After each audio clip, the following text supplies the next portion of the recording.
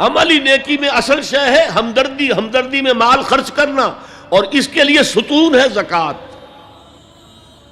کم سے کم یہ 2.5% تو نکالو،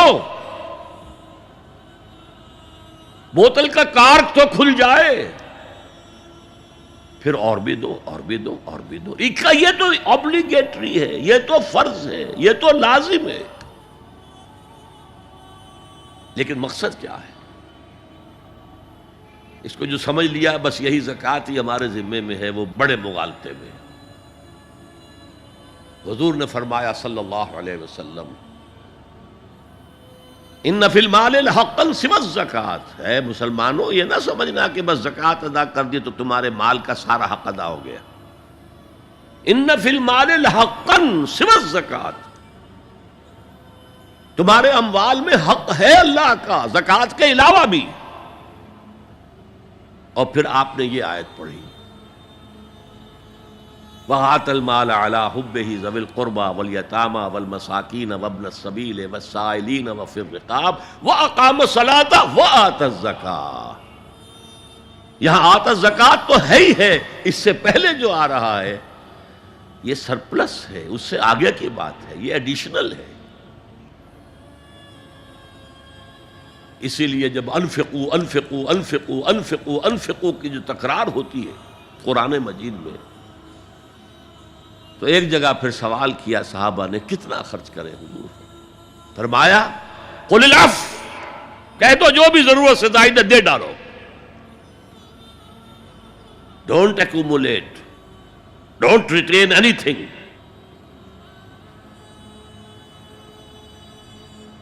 ایک بات آپ سے کہوں، آپ کچھ چونک جائیں گے، حضور نے کبھی زکوٰۃ دی؟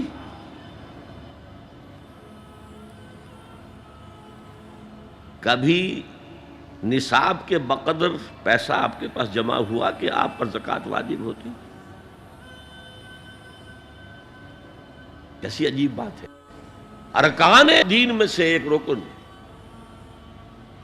سرے سے غائب، کبھی آپ نے مال رکھا ہی نہیں۔ حضور کا اسوہ ہم جانتے ہیں، مسواک کر لی ہے، پائچے جو ہیں ٹخنے سے اوپر کر لیے ہیں، یہ اسوہ ہے؟ ہاں ہے، یہ بھی ہے، ٹھیک ہے، سنت ہے، اسوہ تو یہ ہے۔ اور صرف آپ کا نہیں، جنہیں ہم کہتے ہیں فقراء صحابہ، ابو ہریرہ، ابو ذر، سلمان فارسی، علی رضی اللہ تعالی عنہم اجمعین، یہ فقراء صحابہ میں سے تھے، کبھی کچھ نہیں رکھا اپنے پاس۔ میں نے بتایا تھا آپ کو شاید کہ حضرت علی کی جب شادی ہو رہی تھی حضرت فاطمہ سے، کوئی مکان تھا ہی نہیں، کہاں لے کے جائیں؟ ایک انصاری نے ایک حجرہ دیا ہے اپنے مکان کا، اس میں حضرت فاطمہ ودا ہو کر گئی۔ He didn't have any home۔ ابو ذر وہ تو دوسری انتہا کو چلے گئے تھے۔ قانون یہی ہے، حلال سے کماؤ، اگر ایک حد سے آگے بڑھ جائے تو زکوٰۃ دے دو، باقی تمہارے اختیار میں ہے، دینا چاہو دو، نہ دینا چاہو رکھو اپنے پاس۔ قانون اس سے زیادہ آپ کو پابند نہیں کرے گا۔ کبھی بھی آپ نے جبر نہیں کیا، ایمرجنسی میں بھی جبر نہیں کیا۔ ایک واقعہ آتا ہے کہ حضور کو کئی وقت کا فاقہ تھا، تھوڑی دیر کے بعد حضرت ابو بکر آئے، آپ نے چہرے سے پہچان لیا کہ فاقے سے۔ پھر حضرت عمر آئے، پہچان لیا کہ فاقے سے۔ شاید حضور خود اپنے لیے نہ اٹھتے نہ جاتے، اپنے دونوں ساتھیوں کو لے کر ایک انصاری کے باغ میں پہنچ گئے۔ انصاری کی عید ہو گئی، فوراً لا کر اس نے کچھ کھجوریں، کچھ انگوروں کے گوشے رکھے۔ اس کے بعد وہ دوڑا چھری لے کر کسی جانور کو ذبح کرنے کے لیے۔ یہ ساری تفسیریں میں کیا بتا رہا ہوں؟ مال یہ نہیں تھا کہ مدینے میں سبھی فاقے سے تھے، موجود تھے جن کے پاس مال تھا، لیکن جبراً آپ نے کسی سے کچھ نہیں لیا۔ جب وہ چھری لے کر چلا، فرمایا دیکھنا کسی دودھ والے جانور کو نہ ذبح کرنا۔ بہرحال کچھ دیر کے بعد وہ گوشت پکا کر لایا، روٹیاں رکھیں۔ اس کے بعد حضور نے ایک روٹی پر چند بوٹیاں رکھ کر کہا یہ عائشہ کو دے آؤ، اسے بھی کئی وقت کا فاقہ ہے۔ اور پھر حضرت عمر کی طرف رخ کر کے کہا عمر یہ ہیں وہ نعمتیں جس کا حساب دینا پڑے گا اللہ کے ہاں۔ فَأَمَّا بِنِعْمَةِ رَبِّكَ فَحَدِّثْ، اور یہ جو فرمایا گیا الہاکم التکاثر میں نعمتوں کا حساب لیا جائے۔ وَلَتُسْأَلُنَّ يَوْمَئِذٍ عَنِ النَّعِيمِ، فرمایا یہ نعمتیں ہیں۔ تو یہ ہے اصل میں انفاق کا معاملہ، آپ کے اس پر چھوڑ دیا گیا ہے۔ جتنا بھی آپ میں جذبہ ہے، جتنا بھی آخرت کا یقین ہے، اتنا ہی آپ پسند کریں گے کہ آخرت کے بینک میں جمع کرائیں، یہاں کے بینکوں میں کیوں جمع کرائیں؟ یہاں کتنا دے دیں گے آپ کو؟ 10%، 20%، وہاں 700% ملتا ہے۔ 700% نہیں، 7000، 700 گنا۔ Why to keep it in these banks؟ حضرت مسیح کا جو پہاڑی کا واس بہت مشہور ہے، سرمن آف دا ماؤنٹ، بڑے پیارے الفاظ ہیں۔ میں آپ سے اپنا تاثر عرض کیے بغیر نہیں رہ سکتا۔ جہاں تک مواعظ کا تعلق ہے، جو حضرت مسیح کے مواعظ آئے ہیں، ان سے اونچے وعظ کوئی ممکن نہیں۔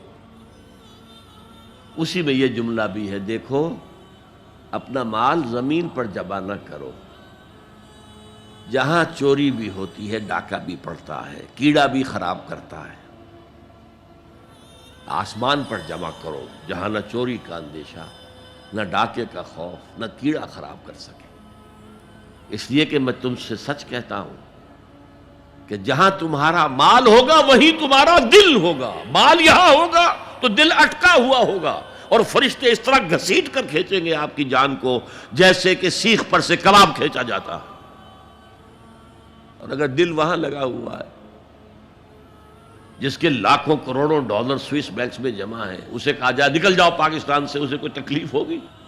نکل جاؤ فلاں ملک سے، ملک بدل کرتے تمہیں کیا تکلیف؟ میرے بینک کے اندر پیسے ہیں۔ البتہ جس کا باہر کچھ نہ ہو، اسے اگر یہ دی جائے سزا تو اس کی تو جان پر بن جائے گی۔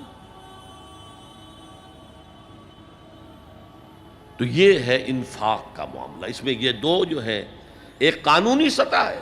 قانونی سطح یہ کہ حلال ذریعہ حرام نہ ہو، سود نہ ہو، جوا نہ ہو، فحاشی کو ذریعہ نہ بنایا جائے، منشیات کو ذریعہ نہ بنایا جائے کمائی کا۔ اور جو بھی آپ کے پاس ہے، آپ نصاب کی سطح کے اوپر آ گئے تو 2.5% زکوٰۃ دے دو۔ قانون اس سے آگے آپ سے مطالبہ نہیں کرے گا، اگرچہ فقہاء نے یہ فتویٰ دیا ہے کہ اگر کسی وقت جو فقراء ہیں ان کی ضرورتیں زکوٰۃ سے پوری نہ ہو سکیں تو اس وقت کا امام، اس وقت کا خلیفہ، وہ زبردستی بھی امراء کے مال میں سے مزید لے سکتا ہے زکوٰۃ کے علاوہ۔ لیکن کمال یہ ہے محمد رسول اللہ صلی اللہ علیہ وسلم کا کہ نہایت جان اصل تحریک جو تھی، انقلابی تحریک، اس میں بھی کبھی آپ نے جبر سے کام نہیں لیا۔ یہ آپ کی چوائس پر ہے۔ البتہ ایک معیار مقرر کر دیا، جیسے حضرت ابو بکر غزوہ تبوک کے موقع پر سب کچھ لے آئے تھے گھر میں جھاڑو پھینک کر۔ عام حالات میں یہ نہیں، ایک شخص آئے صحابی انصاری، میں اپنا سب کچھ اللہ کی راہ میں دینا چاہتا ہوں۔ فرمایا نہیں، تم چاہتے ہو کہ اپنے ورثاء کو غریب اور فقیر بنا کر جاؤ؟ اس نے کہا اچھا میں آدھا نہیں، آدھا بھی بہت ہے۔ فرمایا تہائی دیتا ہوں؟ فرمایا ہاں تہائی کافی ہے۔ وَالثُلُثُ کثیر، اور ثلث بھی بہت ہے۔ اور یہی قانون ہے وراثت کا، آپ ثلث سے زیادہ، 1/3 سے زیادہ کی وصیت نہیں کر سکتے۔ 2/3 مال جو ہے کم سے کم وہ صرف قانون وراثت کے مطابق تقسیم ہو، اور کسی وارث کے لیے وصیت نہیں کر سکتے۔ ایک بیٹے کو اس کا حصہ بھی مل جائے اور پھر مزید جو ہے وصیت نہیں، وارث کے لیے لا وصیت لوارث۔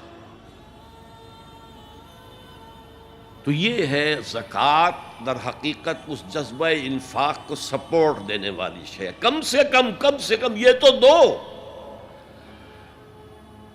بوتل کا کارک کھل جائے گا تو مزید بھی نکل آئے گا اس میں سے.